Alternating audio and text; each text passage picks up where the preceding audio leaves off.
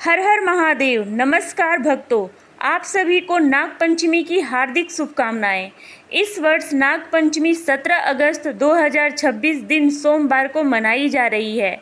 तो आइए आज की इस विशेष कथा में जानते हैं नाग पंचमी का धार्मिक महत्व, नाग देवता और भगवान शिव का संबंध, एक सुंदर पौराणिक कथा और वह सरल विधि जिसे श्रद्धा से करके आप इस पावन पर्व को भक्ति के साथ मना सकते हैं। नाग पंचमी का महत्व। सावन का महीना भगवान शिव को अत्यंत प्रिय माना जाता है और इसी पवित्र सावन मास में शुक्ल पक्ष की पंचमी तिथि को नाग पंचमी का पर्व मनाया जाता है। इस दिन नाग देवता की पूजा और उनका स्मरण किया जाता है। सनातन परंपरा में नागों का संबंध केवल भय से नहीं बल्कि प्रकृति और आध्यात्मिक शक्ति से भी जोड़ा गया है।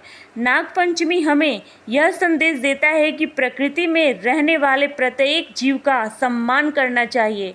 जिस प्रकार भगवान शिव ने अपने गले में नाग को धारण करके यह संदेश दिए हैं कि जो संसार को भयभीत करता दिखाई देता है वह भी ईश्वर के शरण में आकर पूजनीय बन जाता है। भक्तों, भगवान शिव का स्वरूप अपने आप में एक गहरा संदेश देता है। उनके शरीर पर भस्म है, गले में नाग है, मस्तक पर चंद्रमा है, जटाओं में गंगा है और हाथों में त्रिशूल है। इन सभी प्रतीकों का अपना आध्यात्मिक अर्थ माना जाता है।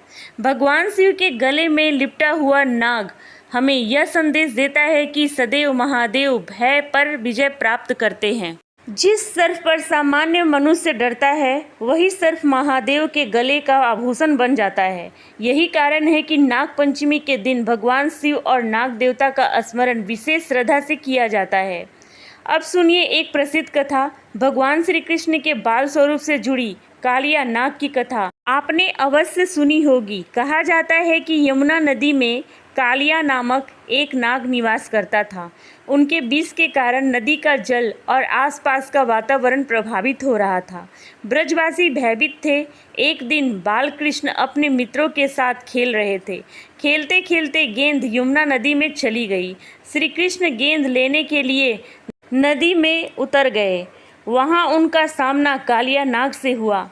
कालिया नाग ने श्री कृष्ण को अपने फनों से घेर लिया, लेकिन भगवान श्री कृष्ण तो स्वयं परम शक्ति थे।